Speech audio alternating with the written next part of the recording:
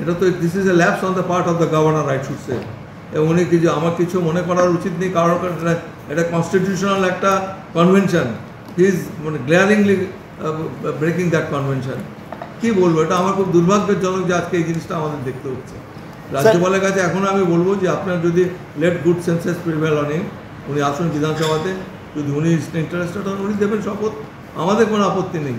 এবং অন্যান্য আজ পর্যন্ত রাষ্ট্রপতি কোনো দিন যারা মিড টার্ম পরে নির্বাচিত হয়েছে তাদের শপথ দিয়েছে কিনা আমার জানা নেই। আজকে প্রোটেস্ট স্পিকার শপথ দিচ্ছে, আজকে রাষ্ট্রপতি শপথ দিতে পারতেন, অধিকার তার রয়েছে, তো তিনি শপথ দিচ্ছেন না। এটা কেন উনি করতে চাইছেন আমার মাথায় ঢুকছে না। রাজভবনের সঙ্গে আমাদের তো এটা প্রোটোকল, নির্বাচিত হওয়ার পর আমরা রাজভবনকে আমাদের অফিসিয়াল আমরা জানিয়েছি, আমাদের যে নোটিফিকেশানগুলো আমরা পাঠিয়ে দিয়েছি, সবই আমরা করেছি, উই হ্যাভ ডান এভরিথিং। এবং রাজ্যপালের উচিত ছিল প্রম্পটলি রিয়াক্ট করা। উনি এতদিন কেন চুপ করে বসে রইলেন সেটাও আমরা জানি না। এখনও পর্যন্ত কোনো সংবাদ আসেনি যে কে কবে ওত নিচ্ছেন না নিচ্ছেন।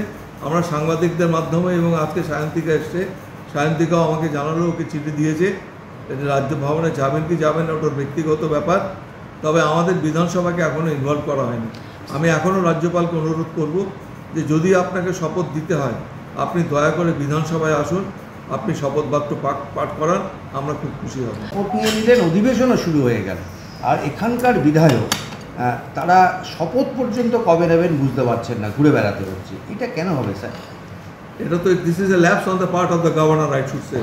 এবং উনি আমার কিছু মনে করার উচিত নেই, কারণ এটা কনস্টিটিউশনাল একটা convention. He is glaringly breaking that convention.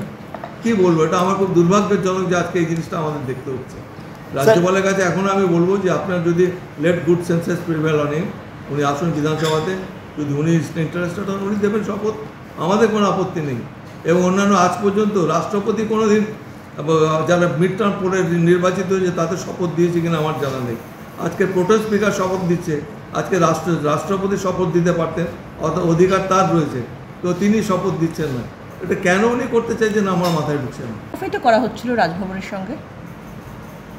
সঙ্গে আমাদের তো এটা প্রোটোকল, নির্বাচিত হওয়ার পর আমরা রাজভবনকে আমাদের অফিসিয়াল আমরা জানিয়েছি, আমাদের যে নোটিফিকেশানগুলো আমরা পাঠিয়ে দিয়েছি, সবই আমরা করেছি, উই হ্যাভ ডান এভরিথিং। এবং রাজ্যপালের উচিত ছিল প্রম্পটলি রিয়াক্ট করা। উনি এতদিন কেন চুপ করে বসে রইলেন সেটাও আমরা জানি না। এখনও পর্যন্ত কোনো সংবাদ আসেনি যে কে কবে ওত নিচ্ছেন না নিচ্ছেন। আমরা সাংবাদিকদের মাধ্যমে এবং আজকে সায়ন্তিকা এসছে, সায়ন্তিকাও আমাকে জানালো, ওকে চিঠি দিয়েছে রাজ্য ভবনে যাবেন কি যাবেন না ওটার ব্যক্তিগত ব্যাপার। তবে আমাদের বিধানসভাকে এখনও ইনভলভ করা হয়নি।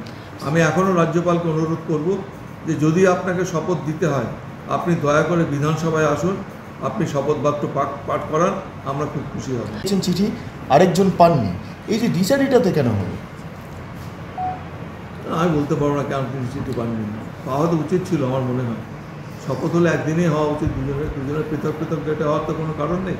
আর রাজ্যপালের কী শিডিউল আছে সেটা আমি বলতে পারবো না। শপথ গ্রহণে বিধানসভার একটা অত্যন্ত গুরুত্বপূর্ণ ভূমিকা রয়েছে। আজকে লোকসভার শপথ গ্রহণ অনুষ্ঠানটা আমি পুরোটাই দেখছিলাম, প্রথম দিকটা। তাতে যিনি প্রোটেস্ট স্পিকার হয়েছেন তিনি বললেন সবাইকে যে আপনাদের সার্টিফিকেট যেগুলো এনেছেন আপনারা আপনার শপথ গ্রহণ করার পরে সার্টিফিকেটটা জমা দেবেন, এবং সার্টিফিকেট জমা দেওয়ার পর একটা রেজিস্টার রয়েছে, রেজিস্টারে সই করবেন। তারপরে যদি আপনারা আমাকে গ্রিট করতে চান ওপরে সে গ্রিট করে নিজের আসনে বসবেন। এবং এটা আমি পরিষ্কার শুনেছি আজকে। এবং সেই অনুপাতে আমি প্রধানমন্ত্রীকেও দেখলাম, তিনি শপথ নেওয়ার পরে তার সার্টিফিকেটটা নিয়ে তিনি অফিসিয়ালদের জমা দিলেন, দিয়ে তারপরে রেজিস্টারে সই করলেন। সুতরাং এতে যে একটা বিধানসভার বা লোকসভার যে গুরুত্বপূর্ণ ভূমিকা এটাই কিন্তু প্রমাণিত হয়। তো একটা শপথ গ্রহণে বিধানসভার সবচেয়ে গুরুত্বপূর্ণ ভূমিকা, যেহেতু যিনি নির্বাচিত হয়েছেন তিনি বিধানসভার সদস্য হবেন, তিনি তো রাজভবনের সদস্য হবেন না। রাজ্যপাল কেন এটা বুঝতে চাচ্ছেন আমার মাথায় ঢুকছে না। শপথ নিয়ে নিলেন, অধিবেশনও শুরু হয়ে গেল, আর এখানকার বিধায়ক তারা শপথ পর্যন্ত কবে নেবেন বুঝতে পারছেন না, ঘুরে বেড়াতে হচ্ছে। এটা কেন হবে স্যার?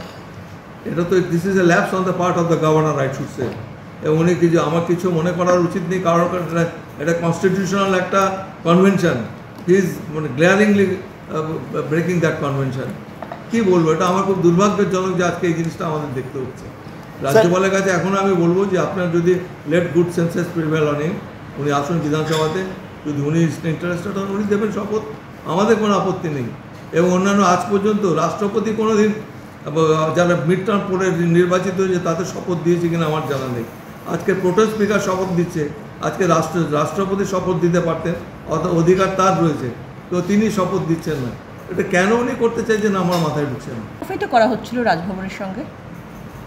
রাজভবনের সঙ্গে আমাদের তো এটা প্রোটোকল।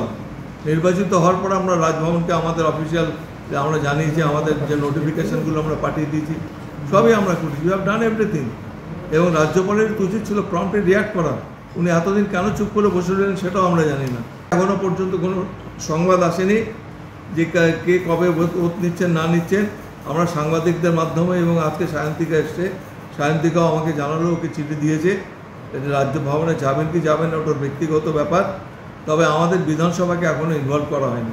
আমি এখনও রাজ্যপালকে অনুরোধ করব যে যদি আপনাকে শপথ দিতে হয় আপনি দয়া করে বিধানসভায় আসুন, আপনি শপথ বাক্য পাঠ করান, আমরা খুব খুশি হব। একজন চিঠি আরেকজন পাননি, এই যে দ্বিচারিতাতে কেন হলো?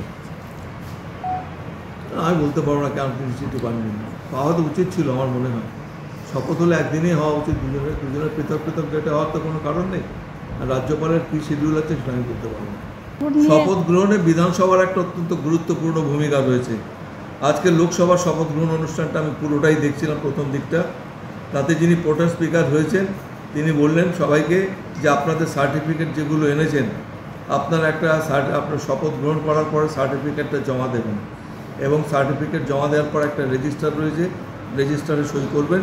তারপরে যদি আপনারা আমাকে গ্রিট করতে চান ওপরে সে গ্রিট করে নিজের আসনে বসবেন। এবং এটা আমি পরিষ্কার শুনেছি আজকে। এবং সেই অনুপাতে আমি প্রধানমন্ত্রীকেও দেখলাম তিনি শপথ নেওয়ার পরে তার সার্টিফিকেটটা নিয়ে তিনি অফিসিয়ালদের জমা দিলেন, দিয়ে তারপরে রেজিস্টারে সই করলেন। সুতরাং এতে যে একটা বিধানসভার বা লোকসভার যে গুরুত্বপূর্ণ ভূমিকা এটাই কিন্তু প্রমাণিত হয়। তো একটা শপথ গ্রহণে বিধানসভার সবচেয়ে গুরুত্বপূর্ণ ভূমিকা, যেহেতু যিনি নির্বাচিত হয়েছেন তিনি বিধানসভার সদস্য হবেন, তিনি তো রাজভবনের সদস্য হবেন না। রাজ্যপাল কেন এটা বুঝতে চাচ্ছেন আমার মাথায় ঢুকছে না। শপথ নিয়ে নিলেন, অধিবেশনও শুরু হয়ে গেল, আর এখানকার বিধায়ক তারা শপথ পর্যন্ত কবে নেবেন বুঝতে পারছেন না, ঘুরে বেড়াতে হচ্ছে। এটা কেন হবে স্যার? এটা তো this is a lapse on the part of the governor, I should say. এবং উনি আমার কিছু মনে করার উচিত নেই, কারণ এটা কনস্টিটিউশনাল একটা convention. He is glaringly breaking that convention. কী বলবো, এটা আমার খুব দুর্ভাগ্যজনক যে আজকে এই জিনিসটা আমাদের দেখতে হচ্ছে। রাজ্যপালের কাছে এখন আমি বলবো যে আপনার যদি let good senses prevail on him, উনি আসুন বিধানসভাতে, যদি উনি ইন্টারেস্টেড হন উনি দেবেন শপথ, আমাদের কোনো আপত্তি নেই। এবং অন্যান্য আজ পর্যন্ত রাষ্ট্রপতি কোনো দিন যারা মিড টার্ম পরে নির্বাচিত হয়েছে তাদের শপথ দিয়েছে কিনা আমার জানা নেই। আজকে প্রোটেস্ট স্পিকার শপথ দিচ্ছে, আজকে রাষ্ট্রপতি শপথ দিতে পারতেন, অধিকার তার রয়েছে, তো তিনি শপথ দিচ্ছেন না। এটা কেন উনি করতে চাইছেন আমার মাথায় ঢুকছে না।